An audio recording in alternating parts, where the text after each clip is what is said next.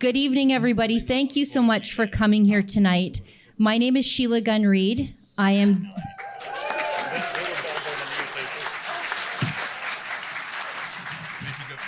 the chief reporter at Rebel News Network, and I am so grateful for your ongoing support of all the work that we do at Rebel News. We're gathered here in this ballroom tonight, not just to complain, not just to vent, but to ask the most important question facing Alberta and Saskatchewan, and I would say much of the interior of British Columbia. That is, where do we go from here? Because let's be honest, the relationship with Canada is broken, and we didn't break it. We tried working within Confederation. We tried sending strong voices to Ottawa. We even tried warning the rest of this country what would happen if they rewarded 10 years of corruption, scandal, and ongoing economic sabotage with another term of Liberal rule. They didn't listen, and I don't think they care. And now, half of the people in Alberta and Saskatchewan say they want to vote on independence. That's not fringe. You're mainstream.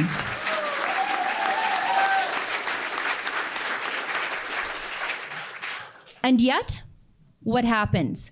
We're told, us Albertans, us Westerners, we're not even allowed to talk about it. Meanwhile, in Quebec, separation is practically a national pastime. It's baked into the culture. It's on the ballot 2 different ways, both provincially and federally. It's treated as an ongoing legitimate debate, even though I think they know they're not serious about it. But when Westerners dare to ask whether we deserve a better deal, or maybe even our own deal, we get labeled as dangerous, divisive, and disloyal. We're called traitors. We're called unpatriotic. Well, tonight, I hope you join me in rejecting that double standard.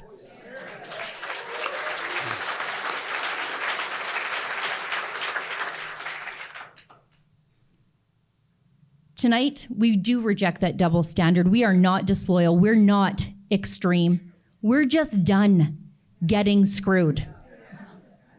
So let's stop apologizing and wanting something better, and let's start asking the hard questions, and hopefully we can inspire you to ask some more and maybe even provide some answers for you tonight. If Ottawa won't change, should we? If this country won't work for us, then what comes next? That's why we've brought together tonight's panel to chart a path forward together, all of us, not just to say what's wrong, but to ask what's possible. So,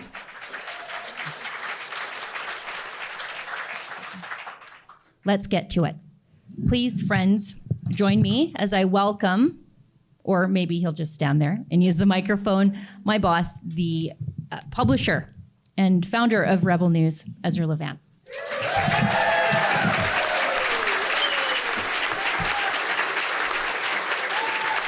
Hi, everybody. It's great to be here. I tell you, we booked this room, and we should have booked triple the size. We sold out in 3 days or so. We had more people in Edmonton 2 days ago, and that was on a hockey night for the Oilers. There's a lot of energy. I understand that there have been other meetings by other groups that have had 1,000 people, and indeed we're going to plan a province-wide event next month, and we'll be sure to let you know about that as soon as the details are locked in. Rebel News is a funny creature. In some ways, it is a news-gathering organization, but we have a bit of a different mission to tell the other side of the story. No point in just being a repeater of the regime narrative. So we're skeptics by nature. And I think we showed that during the trucker convoy, during the pandemic lockdowns. And the fact that we are completely funded by our viewers, we take zero government funding, I think is what enabled us to do that. So thank you to you.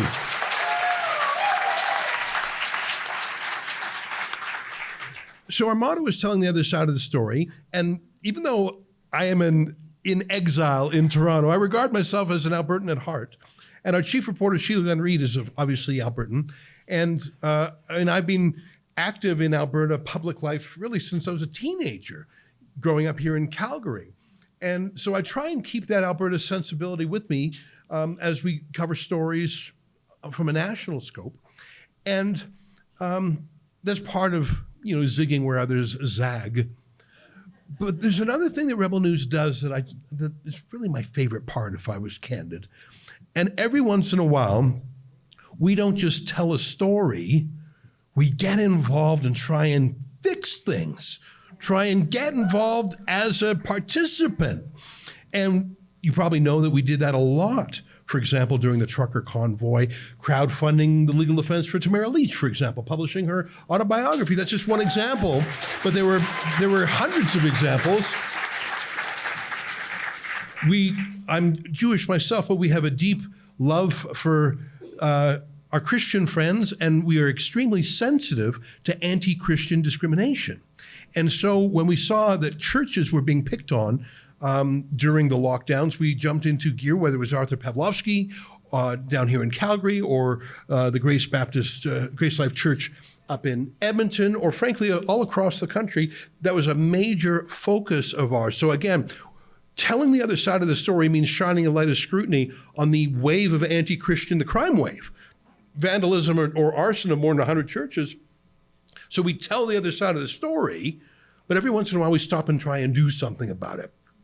And from that effort was born a charity called the Democracy Fund that you may know has represented more than 3,000 people, a great bulk of those being, believe it or not, the ArriveCan app. I don't know if you follow Rebel News closely, but we discovered, and it's hard to discover things when you're dealing with people who do not use the internet or telephones or smartphones, but we discovered that there's a community in Ontario called the Amish, who are in some ways, I guess, comparable to the Hutterites here in Alberta, except for they don't use technology.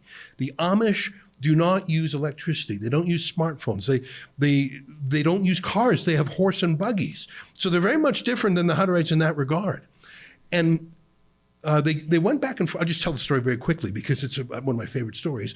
Go back and forth across the border to visit other Amish in the States. And every time they would come back, one of Trudeau's border guards would say, "Did you download the ArriveCan app on your smartphone?" Just hold with me. Did you download? What's that? The ArriveCan. What's that?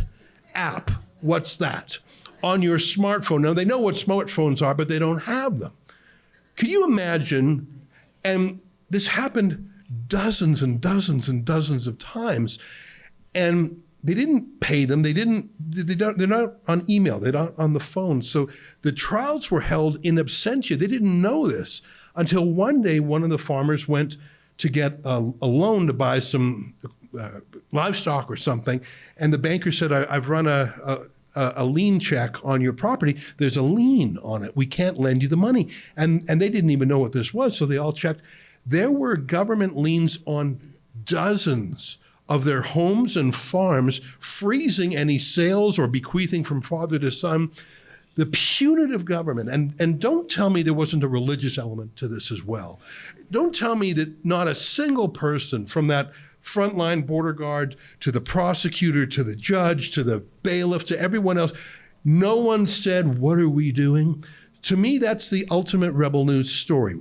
So the fact that a neighbor of the Amish brought that to our attention, because the Amish don't know what Rebel News is, and they wouldn't how would they contact us? So we went out there physically, met with them, and crowdfunded the lawyers. And that to me is the Rebel way. That's the Rebel way.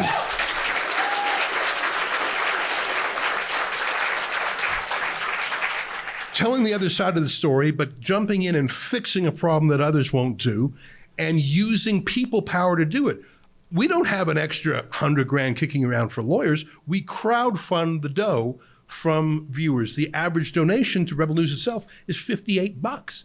So the big battles we've had a lot of people chipping in $58, and I thank you very much for that. You've chipped in most likely if you're here. So that's Rebel News, and you may have seen us in the last federal election campaign. We have reporters from coast to coast. Drea Humphrey out there in Vancouver. Sheila Gunn Reid in Northern Alberta. We've got a team here in Calgary. My favorite buddy, David Menzies, and his hat in Ontario. Alexa Lavoie. You saw her in action. She's a Quebecois woman, but she fights for freedom and she loves the West. It's one of my favorite parts about Rebel News. Of course, we have an Australian branch too. So you saw us deploy during the campaign. And we actually had what was called a third-party campaign because we wanted to bring to people's attention some stories that we knew the mainstream media would not cover and even that the Conservative Party itself would not talk about, such as why is it that Mark Carney was hanging out with Ghislaine Maxwell? You know, Jeffrey Epstein's trafficker. Why did Prince Andrew throw a party for Mark Carney at Buckingham Palace? Why is Mark Carney's wife's family in Epstein's black book? These are questions that maybe there's a perfectly good answer, but if you don't ask a question, you're not going to get the answer. We knew no one would ask it. That's the rebel way. So what will be the rebel way in the year ahead in Alberta? Well, first of all, we love Alberta. We love the Alberta spirit. There's an Alberta-ness, an Alberta-ishness. I'm not sure what the word is, but there are some people in Alberta who do not like the essence of Alberta. I believe that they try to undermine its specialness. And we love the Alberta-ness of Alberta. We love the freedom orientation, the pioneer spirit. And you know what? Just the same way as I was very pricked into action by the bullying that I saw happen to these Amish. The Amish turn the other cheek, literally. They will never fight back. I mean, God forbid, don't do it. But if you punched an Amish in the face, don't do it. They would not punch you back. They literally do not. They just submit. And so you can imagine how they're picked on by bullying authorities. That's what really motivates me. And it took some convincing to get the Amish to agree to allow us to help them. Isn't that strange? And so when I live in Toronto, in a city that has 1/3 of all the cabinet ministers in Mark Carney's new ministry, and when I see the environment minister from Toronto Danforth, and when I see Stephen Guilbeault, who's the Minister of Censorship and Media Subsidies, opining on blocking pipelines today, I am motivated by that same sense of injustice again. Let me read to you from Canada's national newspaper, the Globe and Mail. And if you want to know what Rebel News is, every word here, think the opposite. It's like George Costanza's Opposite Day in Seinfeld. Let me just read a little bit, and I'm not going to punish you, but I just want to read just a little touch of it. And I'm going to sit down soon, Sheila, I promise. We wasted 60 years indulging secessionist fantasies in Quebec. Must we make the same mistake in Alberta? To which and that's the headline, that's Andrew Cohen, to which my first response is, so you're not calling for an end to indulging secessionist fantasies in Quebec. You're acknowledging that for 60 years you've preferred the province through financial subsidies, through constitutional subsidies, through every question is resolved in Quebec's favor. And I'm impressed with their ability to milk the cow so prodigiously. But the Globe and Mail never says, stop giving favors to every other group. It's just don't give them to Alberta. Let me just read a little bit. I could sum this up with that great phrase, shut up, he explained. Let me read. Yes, it's absurd that a minority of malcontents in the richest province in the most blessed country on earth could be so marinated in self-pity as to persuade themselves that an adverse election result is sufficient cause to pitch the province and the country into the madness of secession. Yes, it's odious that the Premier of Alberta, Danielle Smith, should now be attempting to use the same minority of malcontents as a weapon to extract concessions from the rest of Canada, even as she pretends to disavow the cause. It goes on in this vein. Brother, it's not because an election was lost. It's because there's a deep systemic problem that is never fixed. It's like something that's always there. The tide comes in, tide comes out. Preston Manning, Stephen Harper, maybe the tide comes in and so the problems are hidden, but when the tide recedes, the problems remain. And it's not that another party won. It's that the system is so clearly rigged. And that even Mark Carney, when he campaigned, was so flippantly and casually abusive towards Alberta's premier. The only premier who was going down to the States, by the way, to try and affect some positive change.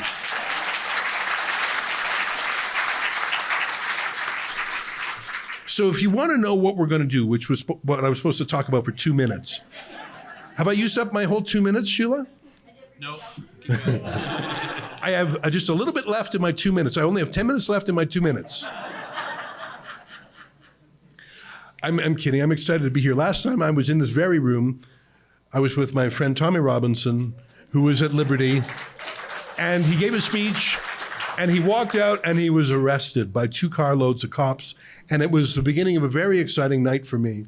And we managed to bust him. You know, there's a little holding facility in the Harry Hayes building. Did you know that? I did not know that. Did you know that, Cory? That's where they were holding him. Like it's like a little jail or something there. I get the feeling I'm going to wind up there one day if Naheed Nenshi ever becomes premier. That will be the dungeon at the Harry Hayes building into which I'm put. Anyhow, let me be serious for a second. Here's what Rebel News is going to do. Rebel News is going to report on what goes on, and we're going to try and report on it on the ground level. That's our sort of specialty. Be out in the field with a camera, pointing at, show me, don't tell me. We're going to do what Ted Byfield did for the Reform Party of Canada some 30 years ago. And I had the pleasure of being introduced into journalism at the hand of Ted Byfield. I was just a kid in college, and I joined Alberta Report, if you believe it was a summer job. And I learned a little bit about journalism from him. And here's what Ted did for the Reform Party. Number one, he covered the news that other media ignored. Oh, that's not important. Oh, that's not going anywhere. Oh, that's just rabble and ruffians. Ted thought, no, that's interesting news. We're going to cover it. So number one, he covered the news. We're going to do that. Number two, he platformed voices that were not in the Rolodex of the fancy people. Not the kind of people that Andrew Coyne might call up for a quote. They were new people, emerging leaders of the movement. And Ted gave them a platform so that others could hear from them. This was before the age of social media, remember. And the third thing that Ted did is he treated everyone with respect. I think that's probably part of number two. Every once in a while, Ted had his views on things, absolutely, and he would weigh in. He was consulted quite closely from time to time by Preston Manning. But Ted fulfilled an essential part of the program, which was a fair dealer, a fair coverer of news. And I'm very delighted that my friend Cory Morgan is here today, because I think Western Standard is carrying that tradition alive. So thank you very much, Cory. I feel a kinship, even though on paper we're competitors and rivals. I have an admiration and respect for the work that Western Standard is doing, and I had the pleasure of visiting their offices again today to talk to my old friend Derek Filderbrand. So keep it up, Cory, and I'm glad you're on the panel. I look forward to what you have to say. Thank you for being here. We will be part of the antidote to the sneering, the East-splaining, the miserable malcontents. Why don't you just go full Hillary Clinton and call these people deplorables? You know, there's one more thing I'll mention before I'm going to sit down, because I'm almost done my 2 minutes. I don't know if you saw it the other day, but the leader of the Bloc Québécois was asked a question about Western separatism. And that's very interesting. I should tell you, when I was a student in Western Canada High School, René Lévesque had a book launch right across the street. And I went and I asked him, I was 17, and I went right across and I asked him what he thought of Alberta separatism. Now, he refused to answer. It's not a very good story, is it? But the head of the Bloc Québécois was asked the other day what he thought about the referendum. And the first thing is you could immediately see he was sort of jealous that he and his federal Bloc Québécois and the provincial Parti Québécois have not been able to muster votes, attention, energy, hopes. He's I guess you could say he's a failure. I mean, it's part of a permanent revolution. How many years, how many decades can the Bloc Québécois be in Ottawa and still say, we're here for the revolution, man. We're going to get out of Canada anytime now. And by the way, there's a lot of Bloc MPs who are collecting their pension because they served so long. So either he's really, really bad at what he does, or he doesn't actually mean it. He's part of the good cop, bad cop routine that's been going on that Andrew Coyne never really seems to fight against, which is a Quebec chauvinist in Quebec is negotiating with Justin Trudeau or Mark Carney in Ottawa about how to divide up the spoils from Alberta every time. It's a shell game, which Mark Carney, I've learned, is good at playing. So I think that in Alberta, there's a feeling that we've been trying. Remember Preston Manning and the Reform Party, their first motto was the West wants in. It was a response to the separatist breakthrough that was happening in Alberta. There was actually an MLA elected on the Western Canada concept. Preston said, no, take that energy and reform the country, fix the country. But what was fixed? And as Cory asked in Edmonton the other night, if Alberta was not part of Canada today, would it vote to join on the terms that there are? So in conclusion, because I can see I'm almost done, my 2 minutes, I promise you that in the months and years ahead, this is what you'll see from Rebel News. We will cover this movement comprehensively. We will cover it typically in the field with cameras pointing at what's going on. That's our favorite way of doing things, video. We will host events like this and the one we had in Edmonton 2 days ago. And in fact, I just invited Cory to attend a province-wide conference that we're going to hold in Red Deer. I don't want to give the details away yet. And we want to continue to host the conversation. I don't think we're necessarily going to pick a favorite way or a favorite vehicle. I think we want to stay Ted Byfield-like and be sort of a host for the conversation, a platform where others can, we'll have our views, but I think if we can stay above some of the internecine disagreements and be a friend to the movement, I think that's what we're going to do. I think one of the things we love to do is rebut and counter the sneering of the regime media. And I don't know what it will be yet, but there may be something that calls for us to do that special rebel move of jumping in to fix a problem. And that's my promise to you in the weeks and months ahead. Sheila, thanks for letting me get away. Because I'm technically the boss of Rebel News, I can take small liberties like taking too long to speak. Thanks everybody for being here. It's great to see you, and I look forward to our panel.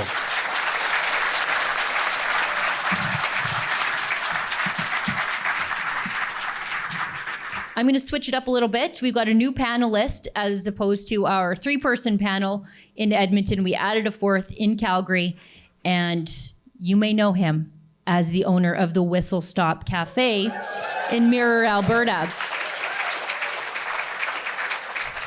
For those of you who don't know, and I don't know how you couldn't because you people are rebels, Chris was a prominent figure in the so-called restaurant rebellion. He really led the charge and he paid dearly for it. Now he's a prominent figure in the Alberta Prosperity Project.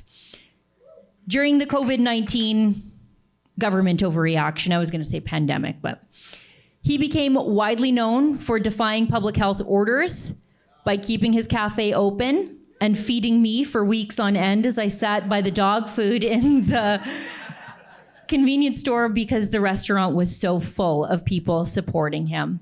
But he was arrested and he spent 3 days in jail. Ultimately, he was acquitted of all the charges after the court ruled that the orders he was accused of violating were improperly enacted by Jason Kenney.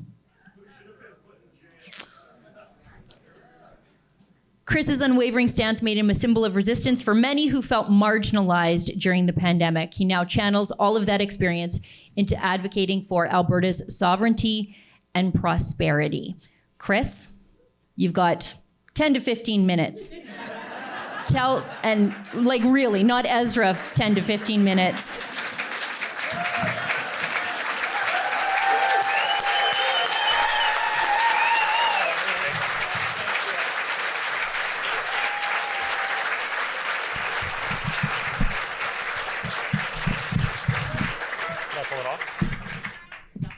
Yeah, that works. Wow, I haven't got that kind of applause since I released my latest burger. So thank you very much. Some of you might have this burning question, and the question might be something like, why in the world is this roughneck turned waitress / burger flipper involved in events to do with reshaping the structure of Canada? And I ask myself that same question almost every day. How is it that I ended up here rather than on a rig somewhere or in my kitchen making hamburgers? And the answer is, it's pretty simple. The government made me do it. They really did. I didn't want any of this. Thank you. I'm also a comedian. You watch for my late night show. I didn't want any of this, but I was put in a position where I either had to do something or just can I say bite the pillow? Is that too crude? I had to either do something to change what was happening or just, submit. And I chose to do something about it because I guess sometimes we have to do that. And in this journey, I've come to some really interesting realizations about who we are, the structure that we're in, and what it means for our futures. At one point in my life, I would have said, actually I've said this lots in the playground as a kid, well, it's a free country, isn't it? When asked something, can I play with that? Oh, it's a free country, isn't it? I would have never thought that the government would tell a restaurant to ask their customers for their papers before they serve them a hamburger. I would have never in my life thought that the government would tell a church congregation that they couldn't gather to worship. Like, these are things that were so outside my thinking. When it happened, it was like, it hit me like a freight train. And that's actually happened to me before too. So I can tell you, it's very similar. That's another story. So I ended up, my whole worldview changed, and I started wondering, like, okay, well, maybe freedom isn't what I thought it was. Maybe, the idea that Canada is the freest country on earth and we can just kind of do what we want as long as we're not hurting anyone, maybe that's not really the case.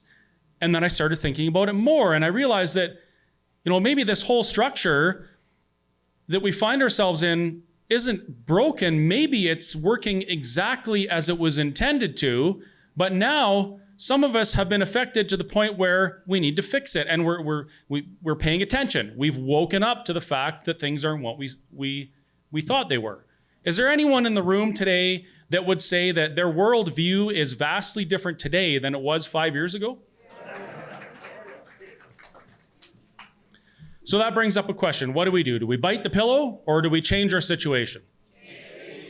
I agree. We need to change our situation. I've learned a lot from people like Cory Morgan and Dr. Wagner and even Peter over there. And today, actually, I had a phone call. Hey, I like Peter. You should hear him at the UCP AGMs. It's fantastic. And the accent makes it better. But even my new friend Gordon Kessler called me yesterday to kind of ask me my thoughts about what's going on in Alberta. And we had a really good conversation. And it was awesome to be able to talk to him because Mr. Kessler was the first and only separatist ever elected to the Alberta legislature. And I don't know, was he Western Canada Concept or Independent? I can't actually remember. He was WCC, yeah. He was the only one. So to talk to him and get his insight about all this was very enlightening. Now, I've heard people grumbling about taxes my entire life. I've heard people grumbling about equalization ever since I moved to Alberta in 2000. These have always been topics on our mind, but they've never resulted in the kind of groundswell independence movement we see now. Have you considered what the difference is today than it was, in the last 20 years we've been paying equalization? For me, the biggest thing, and I've been a separatist or a sovereignty-minded Albertan for the last 4 years, what changed for me was the realization that we've tried all of the things. We've tried it right from, in the early 80s, there was Elmer Knutson with his Westfed. He wanted to fix Confederation by having a Western Confederation to represent our values. And then, we elected some conservative prime ministers and thought, they're going to fix what's wrong, and it never happened. We elected, or not elected, but we built the Reform Party, and it was an absolute political revival. And we were saying that we want a seat at the table. We want to fix these inequities so we can all get along, unify, and have a stronger Canada. And we were basically flipped the Alberta salute again. The West wants in, we don't want you in. Sorry, West. And if you look at it from the perspective that, Canada's this great inclusive country, we're unified, everyone's supposed to be equal and get along, you would think it's broken. Until you rewind about 150 years and you understand that this is exactly the way it was intended to be. As a matter of fact, before Alberta and Saskatchewan even existed, a man named Clifford Sifton was kind of courting the idea of the West joining Confederation. Now, this is before Alberta and Saskatchewan were carved out in the Northwest Territories and legislated into existence. But he delivered a speech in Saskatchewan, and it went something like, "We and all Canadian patriots desire the great trade of the prairies to build up our factories and enrich our lives in every conceivable way." He was saying, we want the West to join this confederation and be part of this country so that we can exploit their resources. And from that moment until today, and I hope this changes next year, it has not changed. Farmers in the West could not buy equipment from anywhere other than Eastern Canada. So we enriched their lives and built up their factories that way. We couldn't sell our grain. My friend Rick Strankman actually went to jail to prove a point that that was his property and he could sell it to whoever he damn well pleased. All sorts of things. Our equalization formula. Alberta has massive resources and massive wealth. We work hard, we prosper, and we give a portion of that to equalization to be distributed out to other provinces.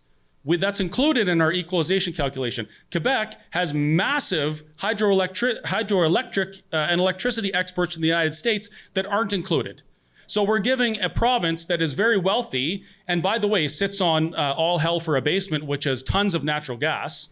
We're giving them a portion of our hard-earned money while our veterans freeze to death on the streets of Edmonton and Calgary every year.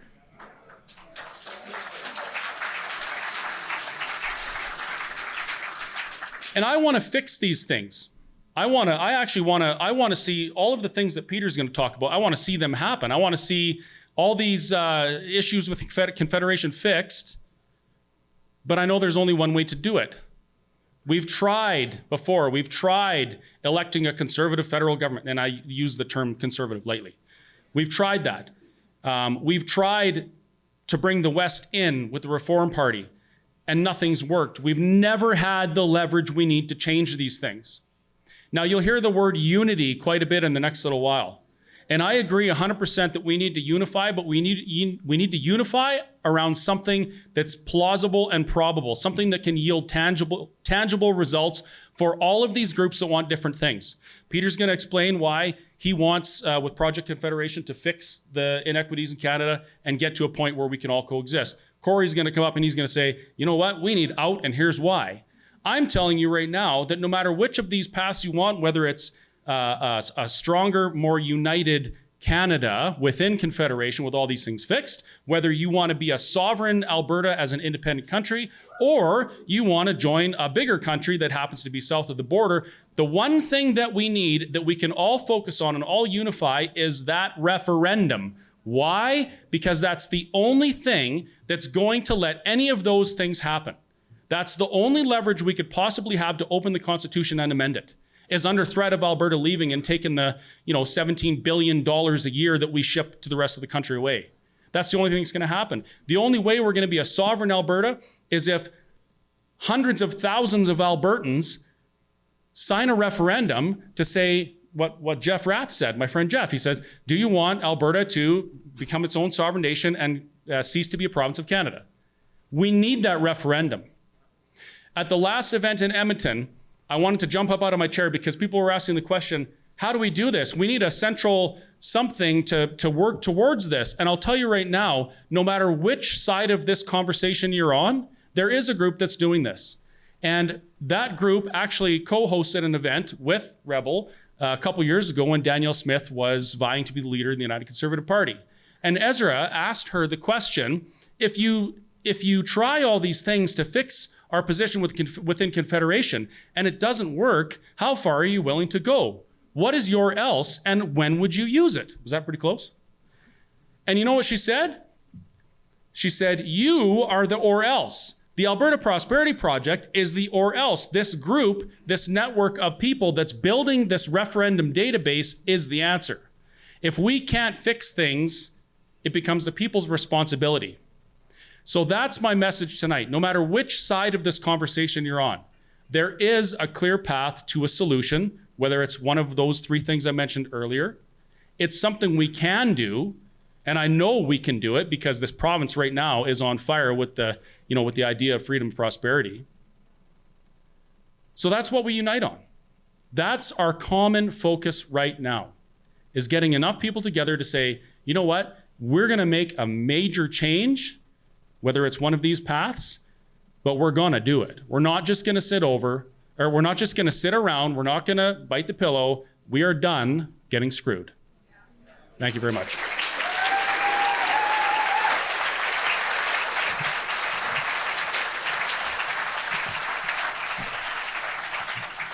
Peter McCaffrey, he's the president and founder of the Alberta Institute. He was born in the UK, as he corrected me on Monday in Edmonton, raised in New Zealand. He's got that charming accent. He's now proudly Albertan. He's a libertarian policy expert with a sharp eye for government overreach and fiscal waste. He's the driving force behind initiatives like Project Confederation, and I know you've seen them on Facebook, the Common Sense Networks.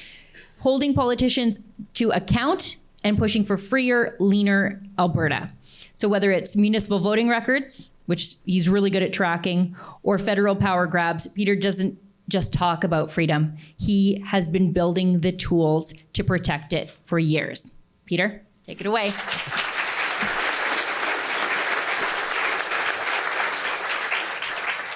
Thanks, Sheila. And I don't know if I'm necessarily even rebutting what Chris has said, because I mostly agree with them. And so I think we're having a discussion about all of the different things going on is kind of how I'm thinking about it. Now Sheila started her first speech this evening talking about how we're going to stop apologizing. But as I started my speech out on Monday in Edmonton, I'm going to start by apologizing, because the left have made it a tradition to apologize and get all your guilt out at the start of speeches. But don't worry, I'm not going to do a land acknowledgement, it's okay. So first off, I'd like to apologize that I didn't really prepare like a full speech. So I'm going to wing it a little bit, and I've got some ideas from Monday. And I did practice a little bit on Monday. And only about 500 new developments have happened since Monday, if you've been following the news. And I told Edmonton that they were getting the raw, unfiltered version. So they were okay with that. Second, as Sheila said, obviously my accent, I'm not originally from Alberta. Born in the UK, grew up in New Zealand, and then moved to Canada. And I actually spent 2 years in Saskatchewan before moving to Alberta, which was a very interesting experience. And particularly with everything going on right now, I think it was very useful to kind of get a bit of a feel for what's happening in Saskatchewan as well, and still have good connections there. But I do like to confuse people by telling them I moved to Calgary for the weather. So that's always a good one. In reality, of course, I moved to Alberta for the freedom. And, no one has ever judged me for not being originally from Alberta. There's been no discrimination. There's been none of that, like, come from away feeling that you might get in Eastern Canada and some of those places. Maybe it's just because I'm not from Toronto, Ezra. I don't know. If I was from Toronto, maybe I'd have suffered more discrimination. And then my final apology is, I have to say, although I live in Calgary, I am an Oilers fan. So, sorry. That one went over better in Edmonton on Monday. So, anyway, so that's all the apologies out of the way. Let's get on to some of the stuff that we're here to talk about. So first off, I'm actually from the Alberta Institute. I run the Alberta Institute. But within the Alberta Institute, we have a number of projects that work on a variety of different things. And so Project Confederation was mentioned before, and that's our project that works on all of the constitutional stuff that we're thinking about. So the way I like to think of it is it's all the things we want the federal government to change at the federal level in the Constitution and the policies, and all of the stuff where we kind of need some agreement and some negotiation and some given push from other provinces and the federal government. But we talk about and we think about the constitutional changes we want, and I'll come to those in a second. But secondarily, within the Alberta Institute, we also have a little project called the Free Alberta Strategy. And if you've heard of that, the Free Alberta Strategy focuses kind of on the opposite, which is the things we want the Alberta government to do to improve our situation. And the great thing about those things is they're almost entirely things that we can do unilaterally without any permission from Ottawa or from other provinces. And so we're coming at it from two kind of different directions. One, the things we want to fix in Ottawa, but then also the things we can do on our end to fix things. And probably the most famous thing we came up with through the Free Alberta Strategy was the Sovereignty Act, which was the first thing that Danielle Smith passed when she became Premier and has been used a few times to push back against some of those things in Ottawa. And that's a good example of something that we can do here in Alberta to push back without needing permission. So I've been thinking a lot, not just the last couple of days since Edmonton, but also the last couple of weeks and even the couple of months, as to where my personal view on this is. And maybe it's not quite the same as the average in this room, but I know that a lot of people are kind of feeling this way. And at least for me, at least for now, it could change in a couple of more days with all of the things going on. But at least for me, I'm kind of still at the point where I'm like, I wish we could kind of fix this. I've spent a lot of time thinking about what would be required to fix it. And so I'm probably biased a little bit by the fact that I've spent so much time thinking about what would be required. And I can see a vision of how this could work.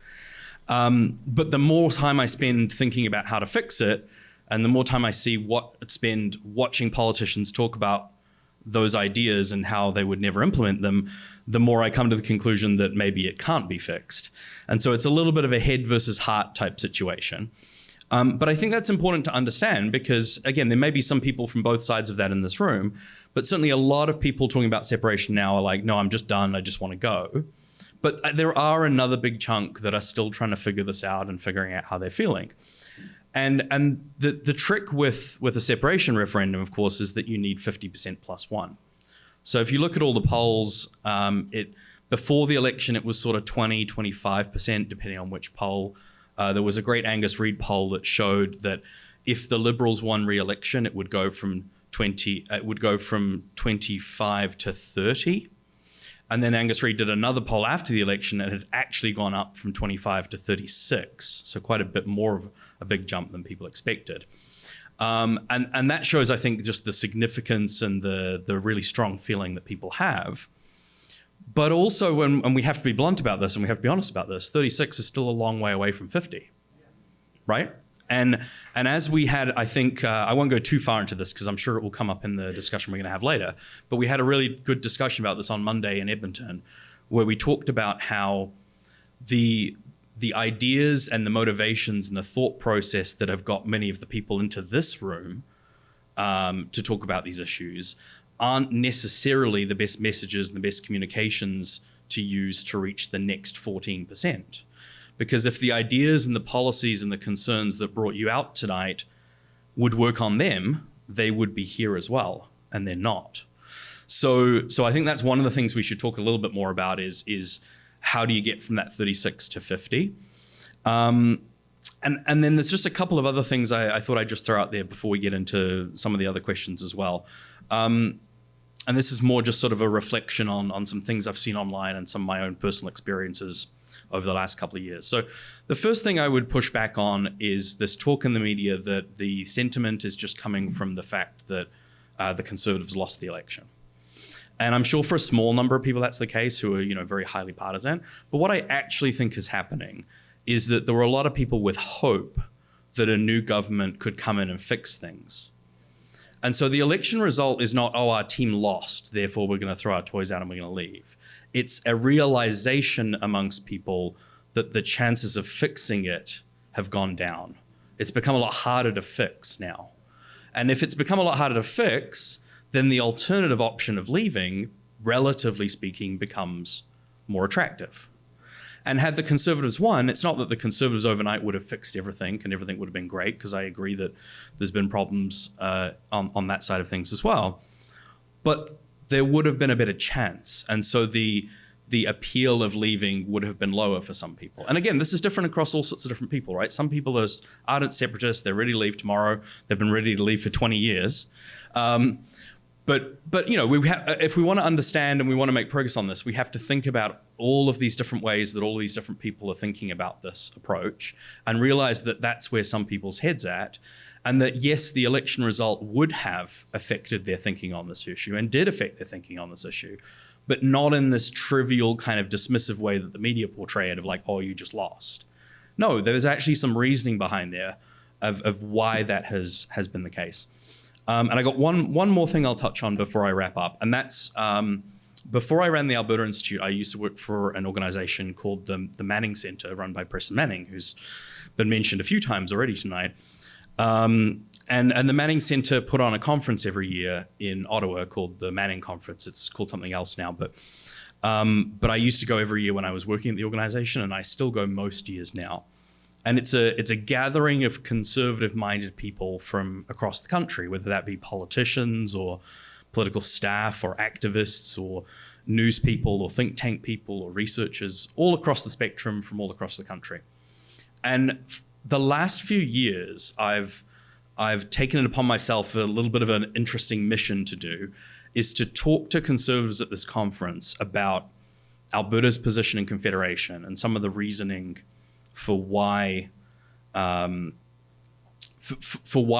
feel the way that we do. And I would say that over the last few years, there's been a growing understanding at this conference of the fact that Alberta feels alienated, and even some kind of growing understanding of why. But there's still a I don't even know how to phrase this. They still don't get it. And remember, this is within a conservative conference in Ottawa, right? So I would talk to people and I'd say, okay, so think about like equalization and transfer payments. And they'd say, similar to what you hear maybe from left-wingers here in Alberta, like, yeah, okay, I understand, like, you don't want to pay too much, but like, why is it such a big deal? Like, what's the big deal, right? And I said to them, well, okay, here's a question for you. How much do you think it costs? Like, how much money do you think we're talking about per person per year? And I'd get everywhere from like $50 to a couple of $100. And then you tell them it's $5,000 per person per year. And at least at the Conservative conference, they'd say, oh, okay, I get it now. Whereas you say that to the lefties here in Alberta, they still don't get it. But my point of saying this is to say, yes, we have a long way to go, I think, in Alberta still to talk to people and explain people, but also a lot of people across the country who agree with us philosophically also don't get it. And you can take that as a sign that they'll never get it and we should leave. Or you can take it as a sign that, hey, we actually just need to be better at explaining this to them, and then maybe they'll take it more seriously and they will help us fix it. I'm not even necessarily taking a judgment call on which of those two is. But suffice to say that we've not done a good job of explaining the problem, and there's going to need to be a lot more of that done in the coming weeks and months, whether that be 6 months or 12 months or 18 months or a couple more years until this happens. There's a lot more to be done, and I'm sure we will, in the panel, talk a little bit more about some of those things that we should be talking about. So, thank you.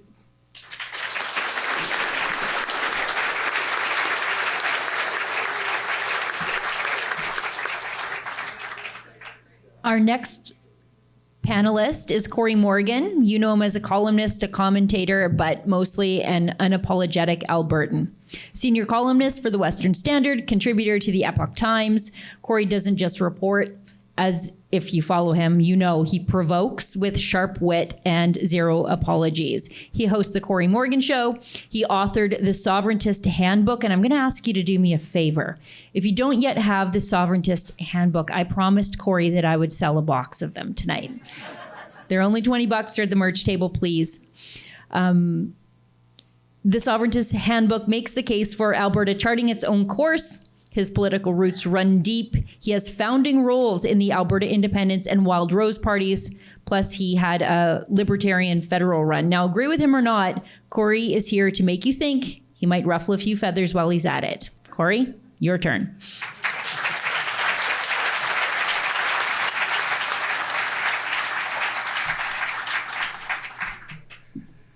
Thanks, Sheila. And I see the book was excellently edited by Amanda Brown, and she's here tonight, so thank you. It makes it more palatable and my rambling and much more readable. But I want to start, seeing as it's open season on Andrew Coyne, I've got to take advantage of this. And I've got a recent episode with him. The Sovereigntist Handbook came out a couple of years ago, and it did quite well. But, it slowed down a bit over time. And as I kind of expected, after this election, it shot up. I can't help it. I'm watching it on the Amazon, and it charted, and it got all the way up to #1 in political science and 13th in Canada overall. And as in my vanity, I watched it one night, on the computer creeping up through the Amazon rankings. I noticed on the top 10 in the political books, it passed Andrew Coyne's book.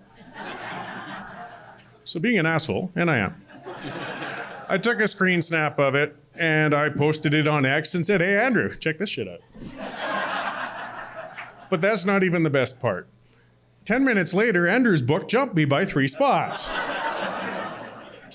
He reached in his pocket and probably bought 50 copies of his own book. Pompous blowhard, and that's Coyne to a T.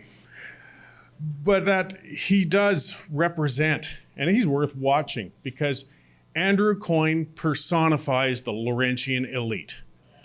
And that snobbish piece that he wrote shows the attitude not just of him, but so many others out there. These are who we're up against. This is what we're dealing with. As I said, Quebec over the years, we have to pander to them. Quebec, our partners in Confederation. We've got to keep Quebec with us. It's so important. When it comes to Albertans, no. Then they're self-centered rednecks who have to be pushed down. They don't even have the right to have a referendum. That's what his piece says. He doesn't see us as a province. He sees us as a colony. That's what you read in his attitude. He's an aristocrat who thinks that we're being uppity and we should be shut down. This discussion shouldn't even happen. Well, kiss my ass, Andrew. It's going to happen.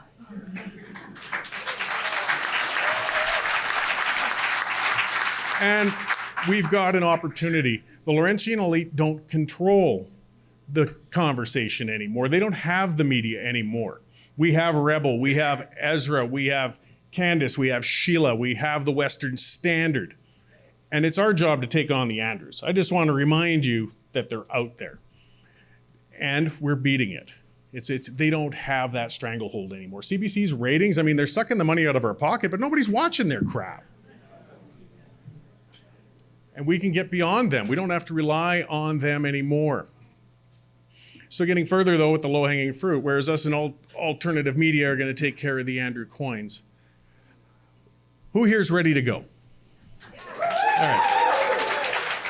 There's the easy one. Like I said, I was going to take the low-hanging fruit.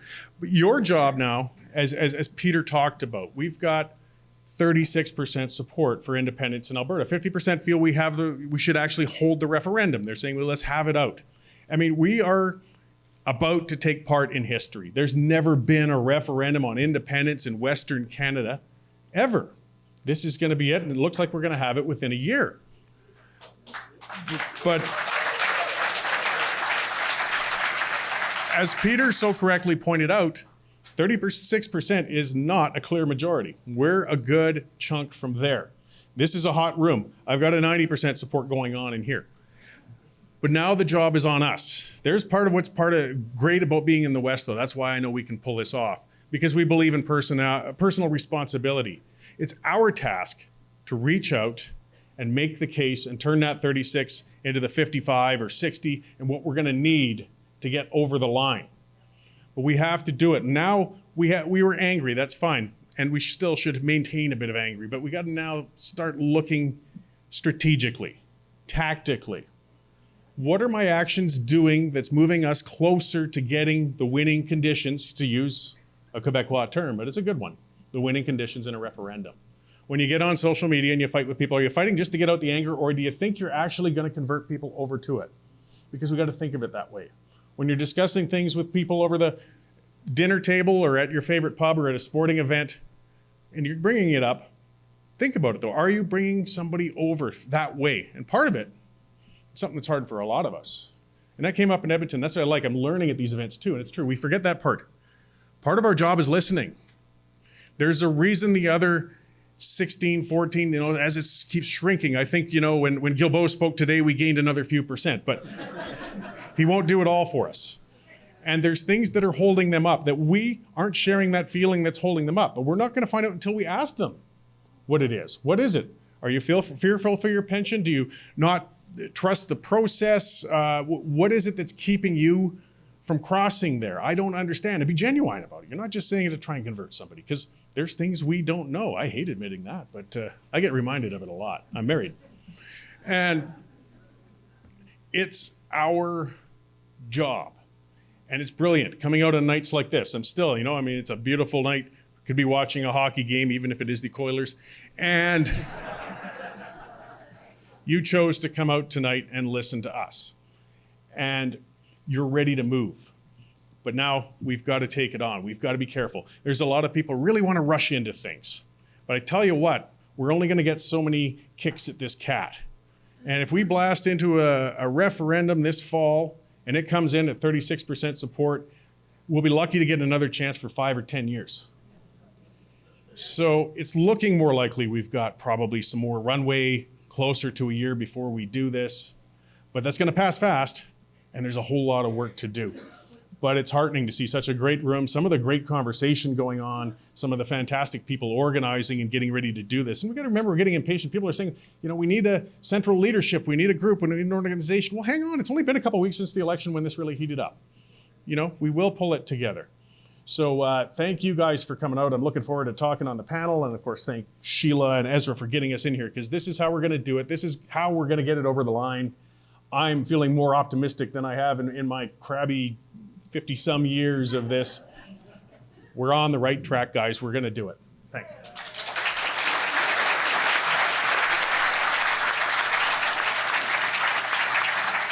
Our next panelist has 2 minutes. Because he used his time before, and we know his 2 minutes is going to be 12. It was going to be 20. But Ezra, it's your turn.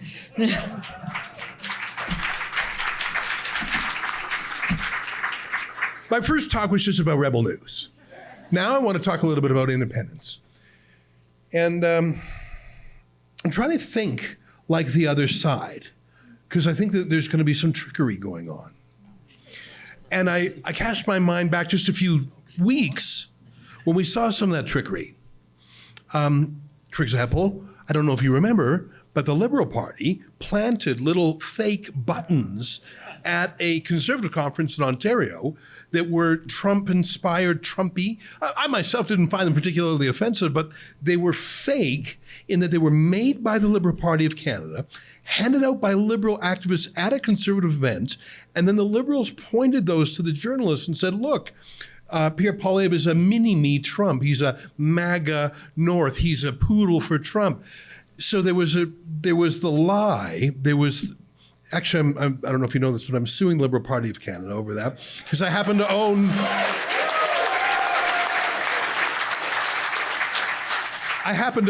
the trademark to make Canada great again. I don't know if you know that. I bought it in 2016 when it seemed like a cool thing to have, and they stole my trademark. And not just that, but they violated election law. They didn't put who in an election. If you make something like that, you have to have authorized by whoever authorized it. But obviously they wouldn't put authorized by the Liberal Party of Canada on a button that was attempting to trick people, right? So not only did they steal my trademark, but they violated election law. We'll see them in court. But my point of that, and if you think that's rough and tumble, well, cast your mind back a few years to the trucker convoy, the most peaceful, patriotic, wonderful event I've ever been to in my life, frankly. It felt like a festival. It felt like sort of Woodstock, but colder.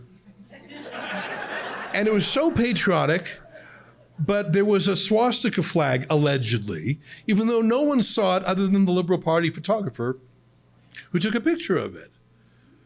What do these two things have in common? Well, obviously, they're a form of propaganda to denormalize, demoralize, defame, denounce, to wreck the reputation of their opponents. if Mark Carney, or let's say Stephen Guilbeault and Andrew Coyne came to Alberta and did a speaking tour about separatism, that wouldn't work. In fact, I'll just say right now, Rebel News would crowdfund the expenses to make sure that happened. But the Liberals are smarter than to send Stephen Guilbeault and Andrew Coyne. As Cory said, that was really for the consumption. I think it was Cory who said this, or who was it? So it was actually for the consumption of Ontarians. It wasn't to persuade anyone in Alberta. What they would do is they would engage in trickery. And here's some things I think is going to come down the pipeline in the next few months. And I just want to tell you it's on my mind because I'm a little worried. I think obviously they're going to defame and denounce anyone of any public station who sympathizes in any way with this independence movement. I think if they're a political leader, if they're a business leader, if they're an academic leader, they will be canceled if they can be. And at the very least, they'll be smeared as a traitor. I think you will see what we saw in the Brexit referendum 10 years ago in the United Kingdom, where every single establishment group, anyone who's on the take, part of the deep state, who in some way gets their money from the government, will be called upon to show their loyalty and kiss the ring. That's why, for example, you'll see First Nations chiefs who are clearly doing the bidding of Ottawa, and you'll see NGOs, you'll see other ethnic communities that take money from Ottawa. You'll see anyone who in any way relies on government money, they're going to call in the favors. They're going to try and denounce it. In the UK, they actually called the anti-Brexit campaign Project Fear. That was its internal name. Expect to see that here too. Expect to see... Oh, they'll call you, absolutely. At the very least, we've had actual Nazi-like protests in the streets for a year and a half.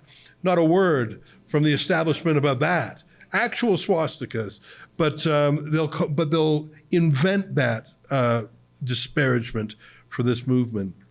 You'll see voting trickery. I mean, we've seen some of that. You know, the 90 names on Pierre Poilievre's ballot in Nepean Carleton. And I just saw today that there was a one vote margin of victory in some Atlantic district, and they found a vote that wasn't counted, and Elections Canada is saying, well, you know, now it's Elections Alberta that will be supervising things, but don't be surprised if there's shenanigans. I think no matter what the rules are on campaign expenditures, they're going to be ignored. Of course they will be. You'll see every political dirty trickster from Toronto, Ottawa, Montreal, and everywhere pour in. And who's going to stop them? You're going to actually see that the Federal Conservative Party of Canada is against separatism. And it makes sense. The party is a Federalist Party. It's called the Conservative Party of Canada. I think there are some members of that party who would be sympathetic to independence, but they will be told to cork it. And fair enough, the party is not a separatist party. And you're going to see some foreign meddling also. Who would not want Alberta to leave? Well, I mean, for example, I think if you're an OPEC regime, you would regard Alberta leaving as perhaps a chance for Alberta to really fulfill its destiny as becoming a major, major oil exporter. I mean, Danielle Smith has publicly said that she wants to double oil production, and it could certainly be done if the regulatory handcuffs were taken off. Who would be against that? Well, people who are competitors, Russia, OPEC. Yeah, Venezuela, absolutely.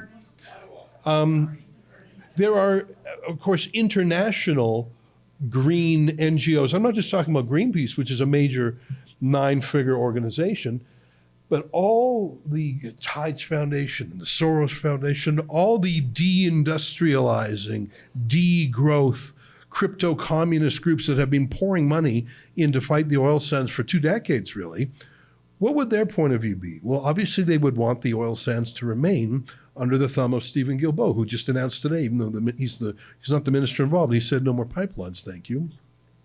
So, and then there's the other question of what does China want? I don't know which they would prefer. And what does America want? Because in some ways, I mean, Canadian oil is de facto American oil. We sell so much of it to them. American companies help produce our oil in the oil sands. And even the Canadian companies, their largest shareholders are American investors, American, pension funds or whatnot. So in a way, the Alberta oil sands is already very Americanized, but maybe there are American oil producers who don't want an extra 2 or 3 million barrels a day coming out of Alberta for competitive reasons. I don't know. But I do know that Donald Trump has the ability with one tweet to alter entire elections, as we saw. And so, I don't know how that would go down.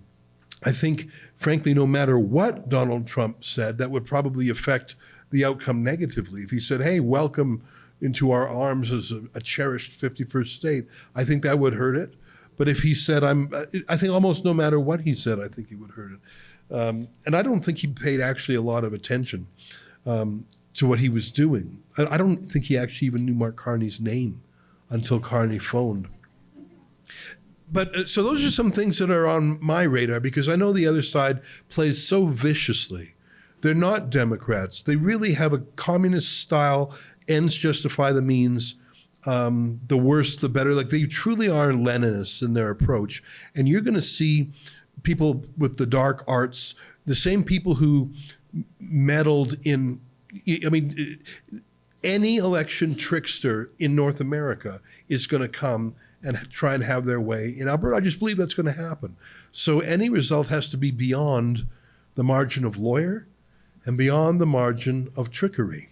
I just think it has to be that way. I mean, how many people are going to claim to be residents in Alberta in a fake manner so that they can vote? I don't know the answer to that, but I know it's going to be more than zero. What can be learned from other jurisdictions? I won't take too much time, but I just want to share some thoughts. Quebec has been through this before several times, and one thing that's interesting is they elected a provincial Parti Québécois government some years ago. And one of the things they did when they controlled the provincial government is they used their access to the civil servants and budgets to put together, they had a massive consultation with Quebecers. They had hundreds of meetings in dozens of different topics: monetary policy, foreign trade, what happens with the debt, what happens to the military bases, like all the questions that would immediately be asked if someone said, okay, you want to separate, well, what about this? What about the passport? What stamp, what coins, what currency? Like just, you can imagine, what would we do with, what would our foreign policy be like? What would we, what would we do for an embassy? Like, there's 100 technical questions, none of which are necessarily deal breakers. But if you don't have an answer to that, you've just planted a seed of doubt. You don't look ready. And someone who's really worried about this issue or that issue, would it still be covered by the USMCA trade deal? How would you get a pipeline to open water? Like, there are a lot of questions. And I think each one of them has an answer, or maybe even several answers or competing answers. But what the PQ did, and I actually managed to find it online. I mentioned this in Edmonton on Monday, but I have since managed to find the study. A friend gave it to me 30 years ago when I worked in Ottawa for Preston Manning. My counterpart of the Bloc Québécois gave me what was really like a 7-volume encyclopedia of how to separate for Quebec. That's really what it was. And and you can find that online, and a shorter English executive summary, which I did download. And the idea of preparing answers, or at least good faith attempts to answer those questions, I think is something that was very wise on their part. And it engaged experts in all these different fields. It was sort of the preliminary groundwork that if Quebec actually did separate, those ideas would help speed the government in the right direction. I thought that was a very interesting thing that they did. And I think it could be done here even in advance. I don't necessarily think, in fact, I'm certain that the provincial government in Alberta would not fund such a thing unless and until a referendum were to pass. And then it might get cracking right away to try and answer these questions prophylactically. But I don't think you necessarily need the government to get involved. You can have academics and journalists and others start to work on these questions for free, or even a think tank could sponsor them now. I'm only going to mention 2 more things because because I took up so much time earlier. But one of the things Quebec has managed to do is they've managed to make separatism cool. Now, not cool enough to carry the majority, I grant you, but whether it's professors in universities or journalists or the different parts of Quebec culture, the arts, comedy, music, fashion even, separatism is cool. And I think it partly is because Quebec's unique situation of their language and their history. They had such a strong identity. And I think for young people who had an idealism, they managed to make it cool. And I think that Alberta separatism, it was mocked by the Bloc Québécois as Alberta needs more of a culture than just oil and gas. And that was an outrageous insult. You could say Quebec needs more. Like if you were trying to insult Quebec, you could say, well, you need more than poutine as a culture. Well, of course they have much more than poutine as a culture. They have 400 years. They have language. They have New France. They have an enormous culture, which is why they have this feeling of oneness. That Alberta-ness I was talking about earlier, they've got that covered. Like there is a Quebec. Of course it's a distinct society. How could you deny that? There is that in Alberta too, but our province here is 300 years newer. And we have aspects of Alberta-ness, the freedom, the individuality, the pioneering spirit, the fair play. Yes, the geography. And yes, part of it is oil and gas, just the same way as part of Newfoundland's culture is fish. And it's not an insult to say so, but it's much more than just fish. And I think to develop that cultural, artistic, aesthetic, emotional side is so critically important. Too many people on the right just think with the side of their brain that would make them an accountant or an engineer or a lawyer. But what about the artistic side? I think that's part of it, and that's part of the romance. Of course, it didn't work yet, but you can look at other separatist movements around the world, including Scotland, for example, and I think there's a romance to it. And I'll close with this. I looked up the slogan for the 1995 Quebec referendum. Did I mention it on Monday? I don't think I did. And I thought it was a really good one. Of course, I'm translating from French into English. The slogan for the yes side was, yes, and it becomes possible. Yes, and it becomes possible. And so it wasn't a specific, we're going to have our country, we're going to have our sovereignty. It wasn't a particular demand. It was aspirational. It was emotional. It was a feeling. It was just say yes and anything is possible. It was by nature a positive, progressive, hopeful, upbeat, optimistic message. And it came within 0.5% of winning. I mean, I don't know what mottos you have contemplated, Cory, in some of these things, but something like anything is possible. Like pardon me? Pride of Alberta, is that what you said? Rise up. Make your own future. We can do so much better. I don't know, but rise up. But I think it's an exciting thing. A lot of people want to keep Alberta down. A lot of it is jealousy, rivalry. There's a lot of greed. Don't tell me that the leader of the Bloc Québécois, I mean, he's smart enough to know that if the West goes, suddenly equalization is gone. He knows that. And a lot of things would change. The domino effect would be there. I think it's possible for Alberta to achieve a better state. I think that motto, yes, and anything is possible.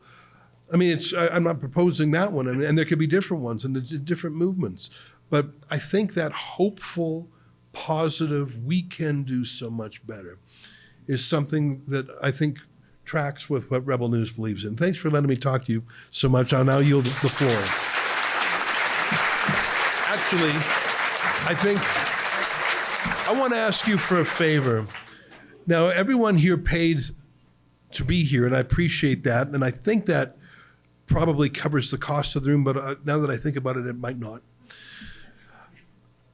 I'd like to ask for your help, and this is something I learned from Preston Manning when I was his assistant 30 years ago, that he passed the bucket. he passed the Kentucky Fried Chicken bucket and he said, everyone here already paid to be here, and so there's no obligation. But if you're in a position to chip in a few dollars, please do. And I'll tell you what we'll put it towards. We'll put it towards more events just like this. Because we do not get a dime from any government, and it shows. And that's why we're immune to pressure from them. That's why we were able to be freed during the pandemic. And that's why we're able to not care what they say about us. I don't care what Andrew Coyne says about us, because I'm in no way beholden to the government, unlike him. So my friends are circulating with the buckets. Are they circulating now? Yeah, I see that. Thank you, Sheila. And if you're in a position to chip in, please do. And I'll go ahead and I'll tell you the date of our next event. I may as well tell you, we don't have the venue locked down yet, but we've confirmed our next province-wide meeting on this subject is going to be on June 14th, Saturday, June 14th in Red Deer. And it's going to be a day-long event. We'll have a light breakfast. We'll have a lunch. We'll have a debate. We'll have someone representing the Stay in Canada side, someone else representing the independent side, and it's a three-way debate, and someone else saying join the states. So we've got a three-way debate, and the debaters are outstanding. So we're putting this together on June 14th in Red Deer, a full-day affair, and I hope you can make it. And where are we going to get the dough for that? Through crowdfunding and passing the bucket. So thank you so much for chipping in. Saturday, June 14th. We'll take some questions, but I want to start a question because I see this online a fair bit. I think Cory knows this question's coming at him.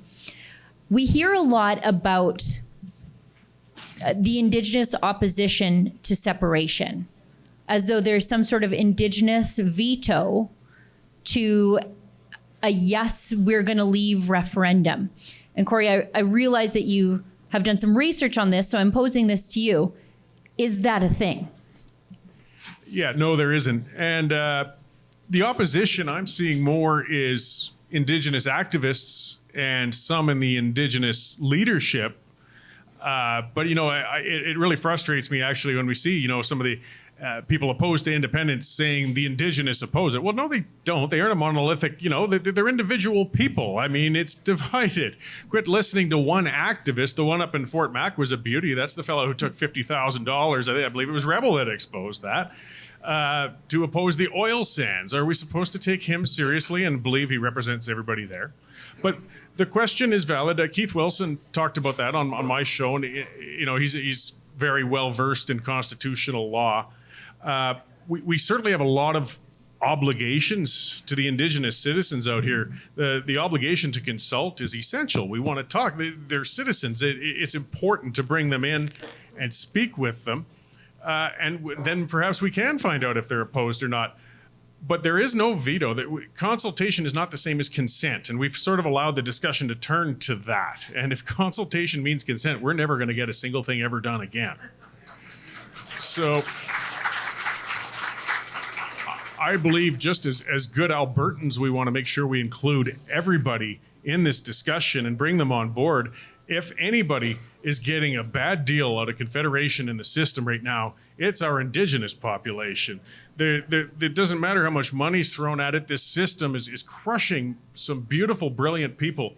And they're living in so many terrible conditions that are unacceptable out here. And we can offer a much more positive future while respecting the treaties. Yes, that's true. The treaties, that land is defined in the treaties. It's theirs. And nobody's proposing to take that away. That would be wrong. I would vote against that too. But the Indian Act, on the other hand, should be rolled up and used as toilet paper.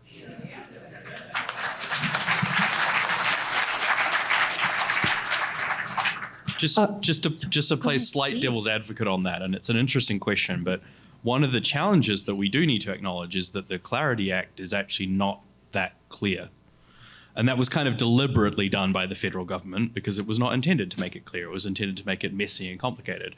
If you read the Clarity Act, I'm not going to remember the exact wording, but there is a clause in there that says that the federal government has to take into account consultation that has been done with First Nations groups and things like that when they're deciding on clarity and blah, blah, blah, and all that kind of stuff. And so it is something that has to at least be considered and worked through.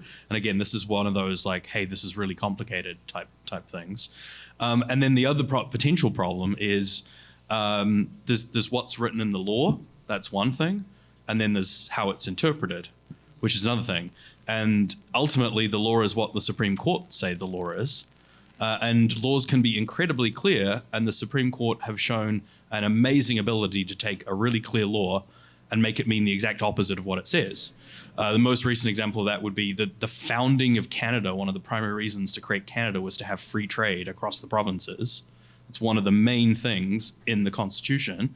And I can't remember the guy's name, but a guy bought beer in Quebec and took it home to New Brunswick to save some money on the taxes in New Brunswick. And free trade is guaranteed in the Constitution. But the Supreme Court said, well, yeah, but the way you did it would like cost the New Brunswick government too much money, so we're not going to let you do that. And like, so these are the sorts of things we're going to have to think about and deal with, right? All right. Sheila, may I? Yeah, please. There's something else that I've been thinking about and considering on that topic, and that is who in Canada has been screwed over the hardest by the federal government. I mean, they're talking about treaties. I think there's over 300 active claims against the federal government regarding treaties that haven't been honored.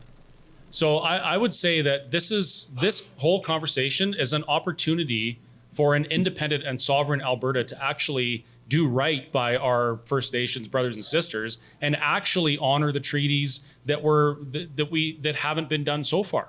Right? This is one of the all paths lead to Alberta independence subjects.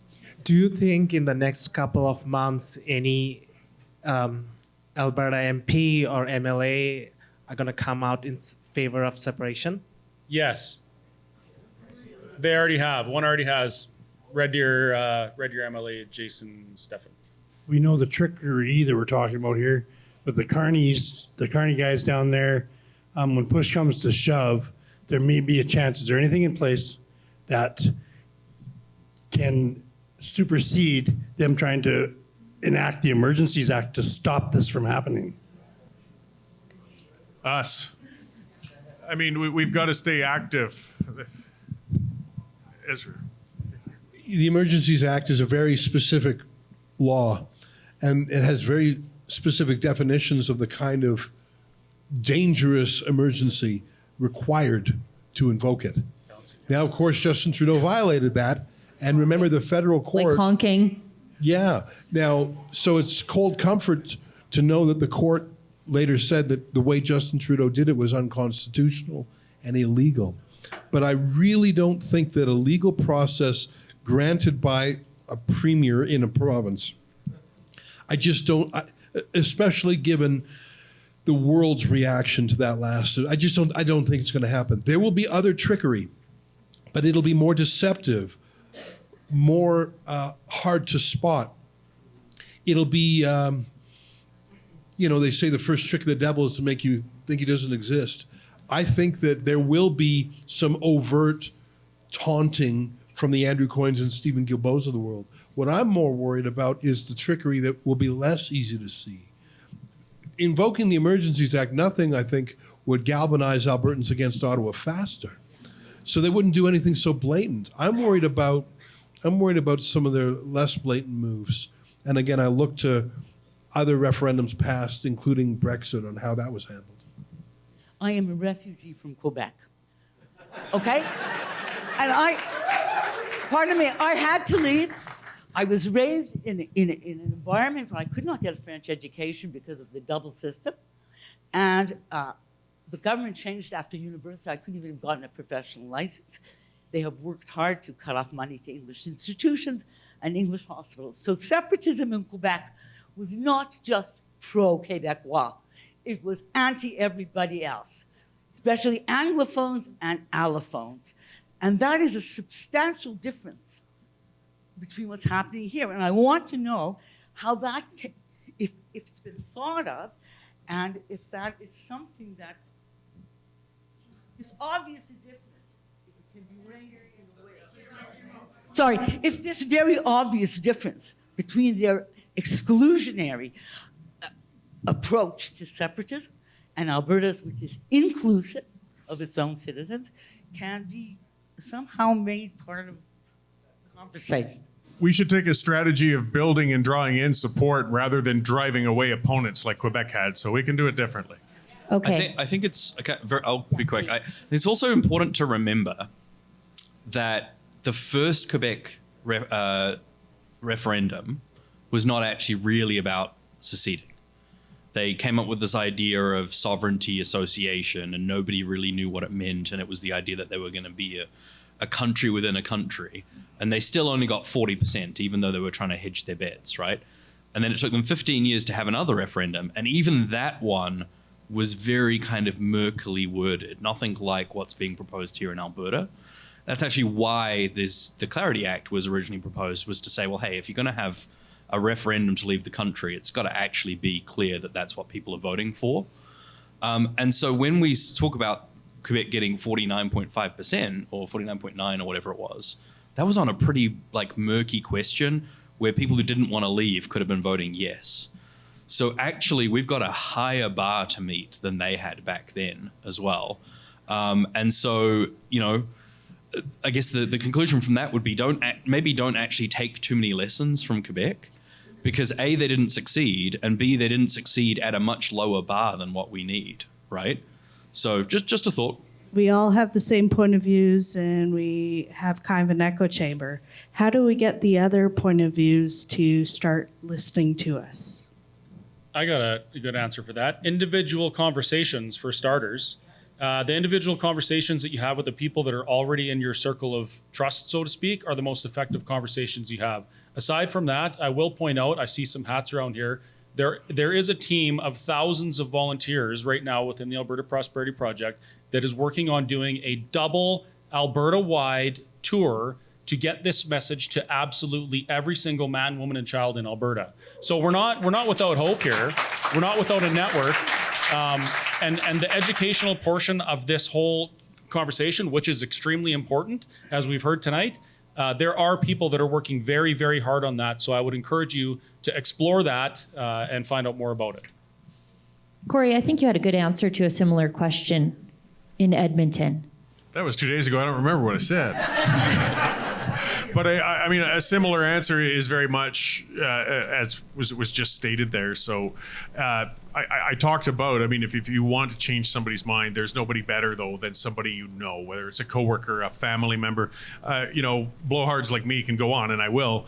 But you will have much more impact, as Chris was saying, one-on-one with a person. That's what I was kind of saying at the start of this too. It's on us, and we can build that organic movement. Your relative or your coworker or the person at the sporting event has much more impact on you than we would.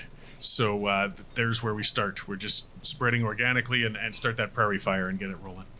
One of the most effective idea persuaders of Rebel News history was a comedian named Gavin McInnes, who would get people just laughing, but there was always a message underneath it. But it was not a bop you in the nose with a lecture. It wasn't an eat your spinach kind of. It was like he was genuinely funny. He still is. And that goes to my point about you can't just be people who meet in rooms for 2 hours to hear some blah, blah, blah. I mean, how about music? How about poems? How about fun merch? How about memes? How about songs? How about stories? How about podcasts? I mean, I don't mean boring podcasts. I mean, just like Quebec has a total waterfront approach they took, and especially in the arts. In fact, I think that the arts were the great strength of the separatist movement, the independence movement in Quebec. So I think it's got to be more than just, I find these guys interesting, but, I'm not sure if a 19-year-old lad would say, I really want to hear 2 hours of politics on a panel. So I think we need diversity of tactics. I kind of mentioned that in my opening as well, of that, the message that got you into this room here isn't necessarily the right message for the next 10 or 15 or 20%. Because if the message that convinced you worked on them, then they'd already be here. They'd already agree with us, right? So we had some ideas for potential slogans, with all due respect, this is probably the worst room to invent the slogan for the campaign in, because we would come up with something that appeals to the first 10 or 15%, right? Not saying that those ideas wouldn't necessarily work, but you would have to actually go and test them out on a broad enough audience and see if they have support from 50%. So this is the same as like marketing campaigns that large companies do, that political campaigns that political parties do. You can't just go out there with a message that appeals to 5 or 10% of people. It has to be a winning message for the majority. The one advantage we have in this, though, and Ezra alluded to this, is that back in the 90s, it was a single media market where you had to have one message to everybody. And so you had to find a phrase that worked for everybody. Now that's not the case, because people don't watch one TV channel at 6 o'clock and that's where they get their news. There's a million different ways that people are getting their news, and the kids these days, I'm feeling very old right now, but like they get it all off apps and TikTok and all that kind of stuff. And I have no idea what they're doing, and I have no idea who the influencers are on that. And so the messages that are going to work there are going to be very different. And like Ezra said, there's kind of there's a movie, I think it's called like Everything Everywhere All at Once. Like that's the answer, right? Everything. So I agree with the stance that we have to be very strategic and get the question right and get to a point where we get a pass. That's our focus. What I want to know is primarily from APP, Chris, there's a lot of bun fighting right now. I'll call out people like Jason Levant versus Marty up north and that kind of thing. What we really need is a central unifying force that can focus all of us on that critical first goal, which is to get a referendum passed. Yeah. So is that a focus right now of the APP messaging? And for Ezra, quick second one, Sheila, can we please defer the direction that Alberta can take, statehood or otherwise, until we get much closer or much more confident of a past referendum? So my primary question, though, is for Chris. Thank you. So the answer is yes. APP is committed to bringing all of the different groups, influencers, individuals, and being laser focused on the referendum itself. I can tell you, I'm friends with Jason Levant. I'm friends with Marty up north. I'm friends with all sorts of people who don't necessarily get along. I don't know why they get along with me. It still boggles my mind. But we all have a common goal, and that goal is the referendum. So if you want to talk about unity or a unifying idea, the referendum, in order to create the most free and prosperous place on the planet, is the unifying idea. We can fight about other stuff after that, and I'll tell you that the men you've mentioned are aligned with that idea as well. Well, we are going to go ahead with that 3-person debate just because I want to hear, I want to learn. But in terms of activism, I mean, obviously the referendum is job one for no matter, depending on the outcome you want. I want Rebel News to sort of help host things. I mean, I'm delighted to see all the different organizations that are doing that. Like it's so exciting that there's Take Back Alberta, Alberta Prosperity Project, the different political parties. Like, holy smokes! And when we do videos on this subject, the viewership of them is so high. There's such an appetite just for people who want to learn more, think it through. And I think one of the ways, at least that I think things through, is I talk out loud. I brainstorm out loud. We're sort of all learning while we're teaching at the same time, aren't we? And I think that's okay. I think that Albertans really think through their politics. And I think it's going to be a very educational, it's like a civics lesson with a point. So I'm excited about the year ahead of us. Okay. The other thing there, though, is I think we have to be careful to distinguish between the signature collection for the petition and then everything else. Because the signature collection for the petition, there can only be one petition and there can only be one referendum, there can only be one question, right? So there has to be general agreement there. But when it comes to outside of that, there's lots of different groups. The reason there's lots of different groups isn't just because people disagree. It's because all of those different groups do different things in different ways. So I often get emails into our inbox like, why don't you merge with these guys and merge with these guys and make it so there's just one big group, right? It's like, well, the reason we can't merge with them is because they're trying to achieve different things in different ways. And all of those things are valuable, right? So we're a nonprofit. we're nonpartisan. We don't do political stuff. We don't do door knocking. We don't do this. We do ideas. And if we tried to do political stuff, we wouldn't be very good at political stuff because we're better at ideas. And if the political guys that do the door knocking tried to do the ideas, they wouldn't be as good at the ideas. And, you know, Western Standard is a company that is trying to make media profitable again without a government subsidy. And everybody is trying to find their own niche and do their own thing. And broadly speaking, we believe in free markets and competition. And we believe that a diversity of approaches leads to the best outcome in the end. The exception, of course, being the question where it's a government monopoly. There can only be one. We have to all agree on that. Here's some hope for you. Sorry, Sheila. You heard at the very beginning, Cam mentioned that this has never happened before. There are 3 independence parties in this province that have just agreed to work together towards a common goal. And if anything should give you hope, that is it right there. I was just wondering, is there any way that the federal government could require everybody to pay an exit tax if we decide to leave Canada? Have you ever heard the phrase pound sand? So my question is, if we get a successful referendum result to a clear question for Alberta to separate and become sovereign, to what extent will the federal government, in your opinion, use the Clarity Act itself and use the conditions within the Clarity Act to further obstruct and make it difficult for Alberta to actually become sovereign in many ways?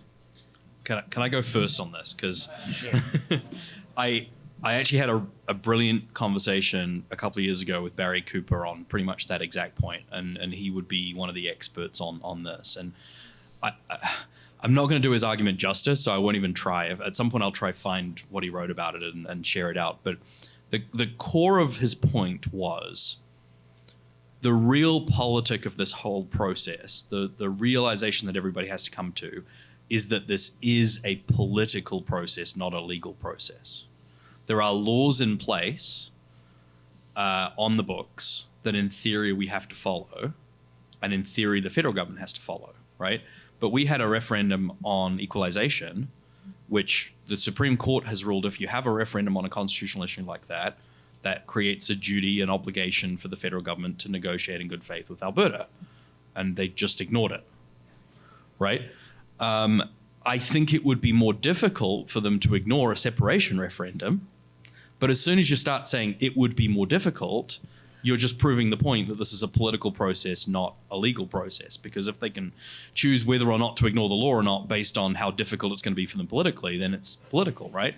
So the first solution to that is to get more than 50, like 55, 60. I know that's incredibly difficult, and I'm not sure we should accept that that is the bar that's required legally, but it removes that from even being a debate if that happens, right? The second thing is, again, it's all political. Again, if you, I'm not a historian, but if you go back to the 95 Quebec secession referendum, some of the guys on the yes side in the campaign and the government had a plan to have France recognize Quebec's sovereignty immediately. And that was their plan, was to say, no, we're sovereign, that's it, it's done. We will negotiate with the federal government on how, but it's done. Whereas the federal government's plan was to say, okay, you voted yes, now we'll have some negotiations, we'll talk about this. We'll then see if we can come up with some kind of compromise. Maybe we then have another referendum to see if people will accept the compromise. Maybe we don't. Maybe the government changes in Quebec by the time that the negotiations are over and they decide they're not going to leave. The federal government had all of these plans for how they were going to deal with it if it ended up being a yes. And the Quebec government's plan was just have France recognize them and just say it's over. So Barry's point is it is entirely a political process, and we have to accept that. Having said that, the best way you can avoid that is by getting 55 or 60. If it ends up being 51, it's going to be a mess, and who knows what's going to happen.